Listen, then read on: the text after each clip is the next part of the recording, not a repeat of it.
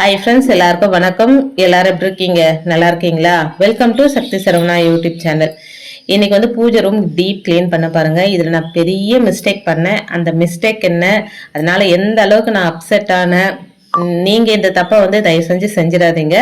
அதை பற்றி தான் இன்றைக்கி உங்களோட ஷேர் பண்ணிக்கிறேன். இப்போ வந்து பூஜை அறைக்கு மேலெல்லாம் பாருங்கள், நம்ம தீபம் ஏற்றி ஏற்றி மேலே வந்து லைட்டாக கொஞ்சம் கறி படிஞ்ச மாதிரி இருக்குது. நம்ம அது வந்து ஓரலாக பார்த்தா தெரியாது, ஆனால் கொஞ்சம் டீப்பாக பார்த்தோம் அப்படின்னா மேலே வந்து அதை நல்லாவே தெரியுங்க, கறி படிஞ்சிருக்கும். சரி, அதெல்லாம் க்ளீன் பண்ணலாம் அப்படின்றதுக்காக நான் வந்து ஒவ்வொரு ரேக்காக தாங்க க்ளீன் பண்ணிப்பேன். மொத்தமாக எடுத்துட்டா நமக்கு வேலை அதிகமாக இருக்கும். அதனால் ஒவ்வொரு ரேக்காக க்ளீன் பண்ணிக்கலாம் அப்படின்னு சொல்லிட்டு மேலே இருக்கிற ஃபோட்டோஸு, விளக்கு அதெல்லாமே எடுத்து கீழே ஒரு துணி விரித்து துணிக்கு மேலே வச்சுட்டு இப்போ பூஜை ரூம் க்ளீன் பண்ணுறதுக்காகவே நான் வச்சுருக்கிறது வந்து இது சின்னதுங்க, ஒரு பிளாஸ்டிக்கில் ப்ரஷ்ஷும் முறம் மாதிரி. இது ஒரு 29 ரூபான்னு நினைக்கிறேன். நான் லோக்கல் ஷாப்பில் வாங்கினேன். அதை தான் க்ளீன் பண்ணிகிட்டு இருக்கிறேன். நாங்கள் வந்து லைட் கலர் தாங்க கொடுத்தோம். வீடு ஃபுல்லாகவே வந்து கீழே வந்து லைட் ப்ளூ கலர், மேலே வந்து பியூர் ஒயிட்டு. இப்படி தான் வந்து லைட் கலராக கொடுத்தோம் அப்படின்னா அழுக்குப்பட்டா கூட நம்ம க்ளீன் பண்ணிக்கலாம் அப்படின்றதுனால தான் லைட் கலர் கொடுத்தோம். அதனால் ஒரு சின்ன கறி பட்டாலோ இல்லை சின்னதாக ஏதாவது எண்ணெய் பிசுக்கோ இல்லை கரைப்பட்டாலோ அப்படியே தெரியுதுங்க அது. இப்போ என்ன பண்ணுறேன்னா ஒரு ஸ்பாஞ்ச் எடுத்து வச்சு நல்லா தொடச்சிக்கிறேங்க. மேலே வந்து அந்த அளவுக்கு நான் பெரிய மிஸ்டேக் பண்ணலை, ஏன்னா மேலே அந்த அளவுக்கு வந்து அந்த கறி படியில் கீழே தான் வந்து மேஜர் மிஸ்டேக் பண்ணேன். என்ன பண்ணேன்னா இது வந்து வாட்டர் ப்ரூஃப் பெயிண்ட் தானே அப்படின்னு சொல்லிட்டு க்ளீன் பண்ணுறது, அதாவது நம்ம டைல்ஸ்லாம் க்ளீன் பண்ணுறது, கரை க்ளீன் பண்ணுறது, அந்த லிக்விட் வச்சு கொஞ்சம் க்ளீன் பண்ணுங்க. அது இந்த லிக்விட் எதுக்கு அப்படின்னா இந்த மாதிரி சுவிட்ச் போர்டு இதெல்லாம் வந்து பளிச்சுன்னு ஆயிடுதுங்க. அதோட வந்து நம்ம ஸ்டீல் டேப் எல்லாம் வச்சிருந்தோம் அப்படின்னா அதை க்ளீன் பண்ணும்போது க்ளீன் ஆயிடுது. பட் இது என்னாச்சு, செவுத்துல பட்டீங்க பாருங்க.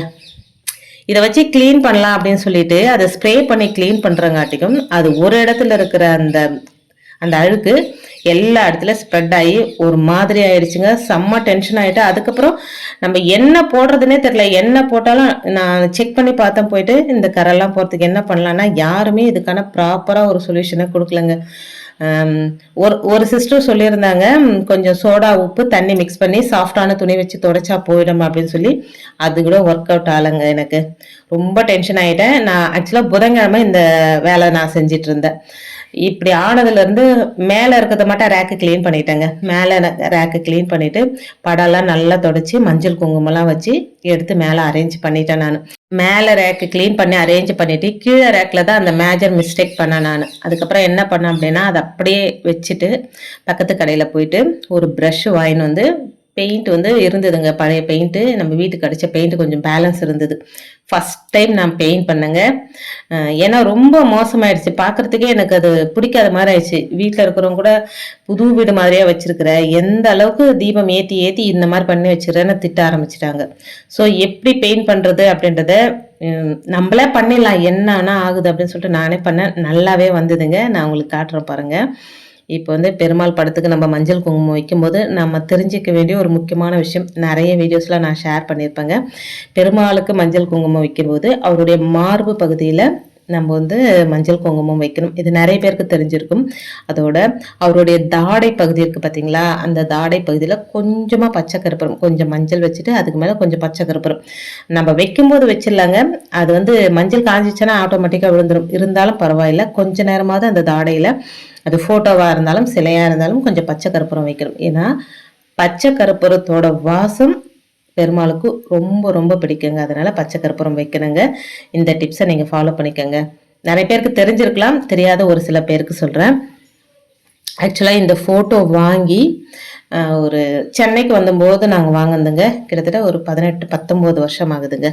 நான் அந்த அவருடைய தாடை பகுதியில் கொஞ்சம் பச்சை கற்பூரம் வச்சுருக்கிறேன் பாருங்கள். எப்போவுமே நான் வைப்பேங்க அந்த மாதிரி. கொஞ்சம் மஞ்சள் வச்சுட்டு அந்த மஞ்சளில் வந்து பச்சை கற்பூரம், நம்ம மஞ்சள் குங்குமம் வைக்கும் போதே வந்து அதில் ஜவ்வாது பவுட்ரு, பன்னீர், பச்சை கற்பூரம் இதெல்லாம் போட்டு தான் வைப்போம். நல்ல வாசமாக இருக்கும். நம்ம பூஜை அறைக்கு போகும்போதே நல்ல ஒரு வாசம் இருக்குங்க. எனக்கு அந்த இடத்துல போனாலே ஒரு திருப்தி இருக்கும். அந்த டோரை திறக்கும் போதே நல்ல ஒரு வாசம். தூங்கி எந்திரிச்சு வந்த உடனே அவங்களுக்கு ஒரு ஹாய் சொல்லிவிட்டு அதை திறந்துட்டு அதை நல்லா ஃபீல் பண்ணிவிட்டு அதுக்கப்புறம் தான் மற்ற வேலையை போய் செய்ய ஆரம்பிப்பேங்க. இப்போ ஒரு சிலர் கேட்கலாம், தூங்கி எந்திரிச்ச உடனே வந்து பூஜை அறைக்கு தான் வருவீங்களா நீங்கன்னு. நான் வருவேங்க. சுத்தமாக இருக்கிறேன் அப்படின்ற பட்சத்தில் நேராக பூஜை அறைக்கு வந்து டோரை திறந்து அவங்களுக்கு பார்த்துட்டு கையெடுத்து கும்பிட்டுட்டு அதுக்கப்புறம் தான் போயிட்டு வாசல் தெளித்து கோலம் போடுவேன். இது தப்பாலாம் எனக்கு தெரியலைங்க. நம்ம சாமி என் வீட்டில் இருக்கிற சாமி எனக்கு பிடிச்ச மாதிரி நான் செஞ்சுக்கிறேன். இதில் ஏதாவது மாற்று கருத்து இருந்தால் ஒவ்வொருத்தருக்கும் ஒவ்வொரு மாதிரி இருக்கும். ஒரு சிலர் பல் தேய்க்காம எனக்கு வந்து பூஜை அறையே வந்து ஹாலில் தான் இருக்குது அப்படின்றதுனால நேராக எந்திரிச்சு வந்துட்டு டோரை திறந்து எல்லாரையும் பார்த்துட்டு கை கூப்பி வணங்கிட்டு நற்பவி சொல்லிட்டு வாழ்க வளமுடன் வாழ்க வையகம் சொல்லிட்டு அடுத்து போய் வாசல் தெளித்து கோலம் போட்டுட்டு அதுக்கப்புறமா குளிச்சுட்டு வந்து தீபம் ஏற்றிட்டு நான் முதல்ல காசுறது பால் தான் முதல்ல வைப்பேன். பால் எடுத்து ஒரு கிளாஸ் வச்சுட்டு அதுக்கப்புறம் மற்ற வேலையை பார்ப்பேன். இப்போ வெள்ளிக்கிழமைல அப்படின்னா சுக்கர உரையில் சுக்கர பூஜை அப்போ கூட வந்து கதவு திறந்து பார்த்துட்டு அதுக்கப்புறம் வேலை செஞ்சுட்டு வந்துட்டு அப்புறம் என்னுடைய பூஜை பண்ணுவாங்க.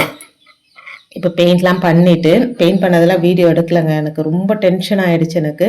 அதனால் இது எப்படி வருமோ தெரியாது அப்படின்றதுனால எடுக்கல. ஆனால் சூப்பராகவே வந்ததுங்க. இப்போ இது வியாழக்கிழமை கீழே ரேக்கும் நான் பெயிண்ட் பண்ணிவிட்டு ஃபோட்டோஸ்லாம் அழகாக அரேஞ்ச் பண்ணிவிட்டு பூஜை பாத்திரங்கள்லாம் எடுத்து க்ளீன் பண்ணிகிட்டு இருக்கிறேங்க. பொதுவாகவே வியாழக்கிழமையில தான் வந்து மகாலட்சுமி தாயாருக்கு நான் வந்து அபிஷேகம் பண்ணிப்பேன். விசேஷமான நாட்களில் வெள்ளிக்கிழமை பண்ணுவேன். வெள்ளிக்கிழமை காலையில் வந்து சுக்கர உரையில் பூஜை பண்ணுறேன் அப்படின்றதுனால அன்னைத்துக்கு அபிஷேகம் பண்ண மாட்டேங்க. வியாழக்கிழமையும் அபிஷேகம் பண்ணிவிட்டு குபேர பூஜை பண்ணிவிட்டேன். ரொம்ப ரொம்ப எளிமையான முறையில் தாங்க என்னுடைய வழிபாடு இருக்கும். ரொம்ப கிராண்டாலாம் பண்ண மாட்டேங்க. சிம்பிளாக பண்ணிடுவேங்க. ஆனால் பூஜையை பார்க்கறதுக்கு நீட்டாக இருக்கணும். அதுதான் எனக்கு ரொம்ப பிடிக்கும். அந்த குங்குமத்தில் வந்து அந்த ஃபங்கஸ் வர்றது அந்த அளவுக்குலாம் விடாமல் அவங்களுக்கு அழகாக அலங்காரம் பண்ணிட்டு பூ வச்சுட்டு ஒரு கிளாஸ் தண்ணி வச்சா கூட போதும் அவங்க சந்தோஷமாக ஏற்றுப்பாங்க. அதே போல் வந்து வெள்ளி விளக்கு ஒற்றைப்படையில் தான் குங்குமம் வைக்கணும். கச்ச நிறைய குங்குமம்லாம் வைக்க மாட்டேங்க. லிமிட்டாக ஒரு 9 எண்ணிக்கையில் வரா மாதிரி மஞ்சள் குங்குமம் வச்சுப்பாங்க. இது ரெகுலராக நான் செய்கிறது தான்.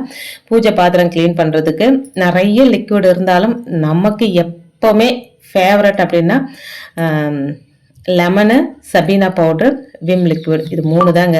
விளக்கெல்லாம் நல்லா தேய்ச்சிட்டோமா கொஞ்சம் திருநீர் வச்சு நல்லா தேய்ச்சோமா சூப்பராக பளிச்சுன்னு 2 வாரம் வரைக்கும் கூட பளிச்சுன்னு இருக்குங்க. இதுதான் நான் வந்து 2-3 தடவை லிக்விட்லாம் வாங்கி அந்த விம் சுத்தம் அதெல்லாம் எனக்கு அது செட் ஆகலைங்க. ஒரு சிலர் நல்லா இருக்குன்னு சொல்கிறாங்க அப்படின்னு சொல்லிட்டு தான் வாங்கினேன். பட் எனக்கு அது செட்டே ஆகலைங்க. அதெல்லாம் நான் வந்து இப்போ டேப் க்ளீன் பண்ணுறதுக்கு தான் யூஸ் பண்ணுறேன். இந்த ஸ்டீல் டேப்பு, பாத்ரூம் டேப் இதெல்லாம் க்ளீன் பண்ணுறதுக்கு அது நல்லாவே க்ளீன் ஆகிடுது. ஆனால் லாங் லாஸ்டிங் வரலைங்க. ரொம்ப நாளைக்கெல்லாம் வரல. நம்ம க்ளீன் பண்ணி 1-2 நாள்லேயே மறுபடியும் அது வந்து அழுக்காக தான் ஆகிடுது. இப்போ மஞ்சள் குங்குமம்லாம் வச்சு ரெடி பண்ணிவிட்டு எப்போவுமே நம்ம காமாட்சி அம்மன் விளக்கு வைக்கிறோம் அப்படின்னா அது கீழே வந்து அட்சதை வைக்கலாம். அப்படி இல்லைன்னா பச்சரிசி அதுக்கு மேலே மஞ்சள் குங்குமம் இதெல்லாம் வச்சுட்டு ஒரு 5 ரூபா நாணயம் இது ரெகுலராக நான் செய்கிறது தாங்க. நம்ம விளக்குக்குள்ளே 5 ரூபா நாணயம் போட்டு தீபம் ஏற்றினாலும் நல்ல விசேஷம். இந்த 3 ஸ்டாண்டு வந்து இதனால் கூட அது ரொம்ப கறி பிடிச்சிருக்கோன்னு பார்க்குறேங்க. ஏன்னா ஒவ்வொரு டைமில் வந்து கொஞ்சம் அதிகமாக தீ எரிஞ்சதுன்னா அது டைரெக்டாக போயிட்டு அது மேலே செவுத்தில் படுது. நீங்களாம் எப்படி பண்ணுறீங்க அப்படின்னு எனக்கு சொல்லுங்களேன். இப்போ எல்லார் வீட்லையுமே தீபம் ஏற்றுறோம். எல்லாருக்குமே இந்த பிரச்சனை இருக்கும். நீங்கள் வீக்லி ஒன்ஸ் க்ளீன் பண்ணிடுவீங்களா? இல்லை அந்த நம்ம தீபம் ஏற்றுற அந்த கறியெல்லாம் எப்படி நீங்கள் க்ளீன் பண்ணுவீங்க? அந்த மாதிரி தயவு செஞ்சு யாராவது இந்த வீடியோ பார்த்துருக்கீங்க, நீங்கள் வந்து இந்த டிப்ஸை ஃபாலோ பண்ணுறீங்க அப்படின்னா என்னோட ஷேர் பண்ணிக்கோங்க. எனக்கு ரொம்ப யூஸ்ஃபுல்லாக இருக்குங்க. அது நான் வீக்லி ஒன்ஸ் எல்லாம் பண்ண மாட்டேன். மந்த்லி ஒன்ஸ் தாங்க நான் பண்ணுவேன். ஒருவேளை வீக்லி ஒன்ஸ் பண்ணால் நம்மளுக்கு அது அந்த அளவுக்கு கறிப்படியாதா என்னன்னு தெரியல. முதல்ல வந்து ஈர துணியில் துடைக்கக்கூடாதுங்க. அது முக்கியமான விஷயம். ஈர துணியில் நம்ம வாட்டர் ப்ரூஃபாக இருந்தால் கூட ஈர துணியில் துடைச்சோம்னா ஒரு இடத்துலேருந்து இன்னொரு இடத்துக்கு போயிட்டு அது அப்படியே இதுவாகிடுது. ஸோ ஒரு சுத்தமான ஈரம் இல்லாத துணியில் துடைச்சிட்டு அதுக்கப்புறம் நம்ம வந்து ஈர துணி போட்டு துடைக்கணும்னு நினைக்கிறேன். நீங்கள் என்ன டிப்ஸ் ஃபாலோ பண்ணுறீங்க அப்படின்றத கண்டிப்பாக என்னோட ஷேர் பண்ணிக்கோங்க. எனக்கு ரொம்ப யூஸ்ஃபுல்லாக இருக்குங்க. இப்போ வந்து வியாழக்கிழமை சாயந்தரமாக மாக்கோலம் போட்டிருக்கேன் வாசலில். எங்கள் வீட்டில் என்ன பிரச்சனை அப்படின்னா கோலம் போட்டிருக்கிறாங்களே கொஞ்சம் தள்ளி நடக்கலாம் அப்படிலாம் நடக்க மாட்டாங்க. அது பார்க்கவே மாட்டாங்க. அந்த கோலத்து மேலேயே நடப்பாங்க. ஸோ போட்டிருக்கிறேன் இந்த வியாழன் வெள்ளி 2 நாளைக்கு வரைக்குமாவது இருந்தால் கூட பரவாயில்ல அப்படின்னு சொல்லிட்டு அழகாக தாமரை போட்டு நிலவாசல்லையும் அழகாக மஞ்சள் குங்குமம்லாம் வச்சு ரெடி பண்ணி வச்சுட்டேங்க. குபேர பூஜை பண்ணுறதுக்கு இப்போ ரெடி ஆகிடுச்சு. பூஜையை ஒரு 5 to 8 குபேர பூஜை பண்ணிப்பாங்க. இதில் முக்கியமான விஷயம் என்னென்னா இப்போ பூஜரம் நீங்கள் கபோர்டில் வைக்கிறதா இருந்தாலும் சரி, இல்லை பூஜரம் தனியாக வைக்கிறீங்க அப்படின்னாலும் டைல்ஸ் ஒட்டிடுங்க. அதுதாங்க பெஸ்ட்டு. நம்ம கறி படிஞ்சாலும் எண்ணெய் பிசுக்கு படிஞ்சாலும் அழகாக தொடச்சி க்ளீன் பண்ணிடலாங்க. ஆக்சுவலாக நான் வந்து கிச்சனுக்கு வந்து இந்த ஐடியாவை ஃபாலோ பண்ணேன். ஃபுல்லாகவே கிச்சனில் வந்து பாதி தானே ஒட்டுவாங்க, எனக்கு ஃபுல்லாகவே ஒட்டி கொடுங்க, எனக்கு க்ளீன் பண்ணுறதுக்கு ஈஸியாக இருக்கும். அதை யோசிச்சேன்னா பூஜை அறையை யோசிக்காமல் விட்டுட்டேங்க. சப்போஸ் நீங்கள் இனிமேல் வீடு கட்ட போகிறீங்க அப்படின்னா இந்த டிப்ஸை ஃபாலோ பண்ணிக்கோங்க. அது கபோர்டில் வச்சாலும் சரி, இல்லை தனியாக பூஜை ரூம் வச்சாலும் சரி, தயவு செஞ்சு டைல்ஸ் ஒட்டிடுங்க. ஏன்னா நம்ம அதிக நேரம் இருக்கிறது ஒன்று பூஜை ரூமு, இன்னொன்று வந்து சமையல் ரூம். இந்த 2 இடம் வந்து நம்ம வந்து சுத்தமாக வச்சிருக்கணும், க்ளீன் பண்ணணும். நம்ம அதிகமாக புழங்குற இடம் மற்ற நேரத்தில் இருக்கிறத விட கிச்சன்லேயும் பூஜை ரூம்லேயும் தாங்க. மோஸ்ட்லி நான், ஏன்னா மற்றவங்களுக்கெல்லாம் நான் சொல்ல முடியாது, நீ எப்போ போல் பூஜை அறையில் இருக்காம நாங்களும் இருப்போமா அப்படின்னு யாராவது ஒருத்தர் கேட்பீங்க. நான் வந்து மோஸ்ட்டாக இருக்கிறது ஒன்று பூஜை ரூமு, ஒன்று வந்து கிச்சனுங்க. மற்றபடி மற்ற நேரம்லாம் கம்மின்னு தான் நான் சொல்வேன். ஸோ நம்ம இந்த 2 இடத்துல நாம தான் கஷ்டப்படணும். யாரும் வந்து க்ளீன் பண்ண மாட்டாங்க வீட்டில் இருக்கவங்க. அதனால் நீங்கள் கிச்சனில் இருக்கவங்களும் ஃபுல்லாகவே டைல்ஸ் ஒட்டிடுங்க. பாதி வரையும் இல்லாமல் ஃபுல்லாகவே டைல்ஸ் ஒட்டிட்டோம் அப்படின்னா நம்மளுக்கு க்ளீன் பண்ணுறது ஈஸி. அதே போல் பூஜை அறைக்கும் டைல்ஸ் ஒட்டிடுங்க. அது எக்ஸ்ட்ரா காசு கூட ஆயிருக்காதுங்க. நான் சொல்லியிருந்தா ஓனர் கண்டிப்பாக இன்ஜினியர் பண்ணியிருப்பார். பட் அது எனக்கு ஞாபகம் இல்லாத போயிடுச்சு, யாரும் எனக்கு சொல்லாத போயிட்டாங்க. இத்தனை வருஷம் நான் பூஜை அறையெல்லாம் வந்து அந்த ஹுட்டில் வச்சுருந்தேங்க. நானே செட் பண்ணி ஹுட்டில் வச்சுருப்பேன். அது துடைக்கிறதுக்கும் எனக்கு ஈஸியாக இருக்கும். பட்டு மாமியார் வீட்டில் கூட தனியாக பூஜை ரூம் தான். ஸோ அந்த அளவுக்கு கரியெல்லாம் படியில்லைங்க. பட் இது வந்து ரொம்ப கறி படியுது எனக்கு. டிப்ஸ் ஏதாவது இருந்தால் எனக்கு சொல்லுங்கள். இப்போ வந்து மகாலட்சுமிக்கு, பெருமாளுக்கு, அன்னபூரணி தாயாருக்கு, நம்ம லட்டு கோபாலுக்கு, இவங்களுக்கெல்லாம் அபிஷேகம் பண்ணிக்கிறேங்க. அந்தந்த நாளில் வரும்போது இது ரெகுலராக நான் பண்ணுவேன். இந்த வீடியோலாம் எடுக்க மாட்டேன். இன்றைக்கி வந்து வீடியோ எடுத்து இந்த விஷயங்கள்லாம் உங்களோட ஷேர் பண்ணிக்கணும் அப்படின்றதுக்காகவே தாங்க இந்த வீடியோ எடுத்தேன். நான் வாரத்துக்கு ஒரு தரம் கண்டிப்பாக வீட்டில் இருக்கிற நம்மளுடைய தெய்வ சிலைகளுக்கு அபிஷேகம் பண்ணிடணும். வெள்ளிக்கிழமைனா மகாலட்சுமி தாயாருக்கு, சனிக்கிழமைனா பெருமாளுக்கு. அதனால நான் வந்து மகாலட்சுமி தாயாரை தனியெல்லாம் பண்ண மாட்டாங்க. தம்பதி சமேதரராக வெள்ளிக்கிழமையாக இருந்தாலும், சனிக்கிழமையாக இருந்தாலும், வியாழக்கிழமையாக இருந்தாலும் அவங்கள வந்து தம்பதி சமேதரராக வச்சு தான் அபிஷேகம் பண்ணிப்பேன். ஒரே அபிஷேகம், சங்க அபிஷேகம் தான் இன்னைக்கு பண்ணிக்கிறேங்க. சங்கில் அபிஷேகம் பண்ணுறது எந்த அளவுக்கு நமக்கு பலனை தரும் அப்படின்றது நிறைய பேருக்கு தெரிஞ்சிருக்கும். அதனால ஒரே ஒரு சங்க அபிஷேகம். அதுக்கப்புறம் அந்த சங்கில் கொஞ்சம் பன்னீர், கொஞ்சம் தண்ணி ஊற்றி அபிஷேகம் பண்ணிவிட்டு அலங்காரம் பண்ணிவிட்டு அவங்கவுங்கள எடுத்து மேடையில் வச்சுட்டு குபேர பூஜை எளிமையாக பண்ணிக்கிறேங்க. குபேர பூஜை நான் எந்த மாதிரி பண்ணிப்பேன் அப்படின்றது உங்களுக்கு எல்லாருக்குமே தெரியும். வீடியோ வந்து நமக்கு இன்னொரு சேனலான அம்மூஸ் ஹோம் ஸ்டைலில் வருங்க. பார்த்து எனக்கு இந்த சேனலுக்கு எப்படி சப்போர்ட் பண்ணுறீங்களோ அதே மாதிரி அந்த சேனல்லாம் சப்போர்ட் பண்ணுங்கள். நான் எதுக்கு இன்னொரு சேனல் ஓப்பன் பண்ணேன் அப்படின்னா, ஆக்சுவலாக இந்த சேனல் வந்து கொஞ்சம் ப்ராப்ளத்தில் போயிடுச்சுங்க. ரீயூஸ்டு கண்டென்ட்டில் போயிடுச்சு. 3 மாதம் வரைக்கும் என்னால் எதுவுமே பண்ண முடியாமல் போயிடுச்சு. அதனால தான் நான் வந்து இன்னொரு சேனல் ஓப்பன் பண்ணி நான் பண்ணுற ரெகுலர் பூஜை வீடியோஸ்லாம் உங்களோட ஷேர் பண்ணிகிட்டு இருந்தேன். ஸோ எனக்கு இதுலேயும் வருமானம் இல்லை, அது இன்னும் மானிட்டைசேஷனே ஆகலைங்க. நான் போடுறேன், உங்களுக்கு வீடியோ பிடிச்சிருந்ததுன்னா கொஞ்சம் சப்போர்ட் மட்டும் பண்ணுங்கள். சப்போர்ட் பண்ணிங்க அப்படின்னா எனக்கும் ஒரு இன்ட்ரெஸ்ட் இருக்கும். நம்ம அதில் ஒரு வருமானம் வந்ததுன்னா என்னால் ஒரு ஸ்டாண்டு கூட வாங்க முடியலைங்க. வீட்டில் இருக்கிறவங்க கிட்ட ஒரு ஸ்டாண்டு கேட்டோம் அப்படின்னா, யூடியூப்பில் வீடியோ போடுறல அதில் சம்பாரித்து நீ வாங்கிக்கோ அப்படின்றாங்க. எனக்கு ஸ்டாண்டு வாங்குறதுக்கு கூட வருமானம் இல்லாமல் இந்த நெட்டெல்லாம் எப்படின்னா, பையன் படிக்கிறதுக்காக ரவுட்டர் நெட்டு பிஎஸ்என்எல் போட்டிருக்கிறோம். அதில் வர நெட்டை யூஸ் பண்ணிக்கிறேன். நான் வீடியோக்காக தனியாக யூஸ் பண்ணுறது இல்லைங்க. அதனால் ஒருவேளை நான் வந்து நெட்டு கார்டு போட்டு செய்கிறேன்னா எனக்கு கொஞ்சம் கஷ்டமாக தான் இருக்கும்.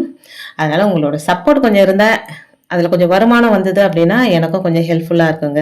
ஒரு வீடியோ எடுத்து எடிட் பண்ணி வாய்ஸ் ஓவர் கொடுத்து நம்ம அப்லோட் பண்ணுறது அப்படின்றது பெரிய விஷயங்க. அது ஏன்னா ஈஸியாக நான் யூடியூப்பில் வீடியோ போட்டுறாங்க அப்படின்னு நினைக்காதீங்க. நீங்கள் வேணால் பண்ணி பாருங்களேன், அதோட கஷ்டம் என்னன்றது உங்களுக்கு நல்லாவே தெரியும். இப்போ வந்து லட்டு கோபால் எல்லாமே பச்சரிசிக்கு மேலே தாங்க வைப்பேன் நான். அன்னபூரணியும் பச்சரிசிக்கு மேலே அந்த கரணியில் ஒரு அரிசி இருக்கிற மாதிரியாவது நம்ம வச்சுக்கணும். அதே போல் பெருமாள் தாயாருக்கும் அவங்களுக்கு பிடித்தமான பொருட்கள், இந்த சோழி, அதுக்கப்புறமா வந்து கோமதி சக்கரம், ஜாதிக்காய், இந்த மாதிரி அவங்களுக்கு என்னென்ன பிடிக்குமோ அதெல்லாம் போடுவேன். கொஞ்சம் பச்சை கற்பூரம் போடுவேன், கொஞ்சம் ஏலக்காய் போடுவேன். அதுக்கப்புறமா வந்து ஒரு 5 ரூபாய் நாணயம் வைப்பேன்.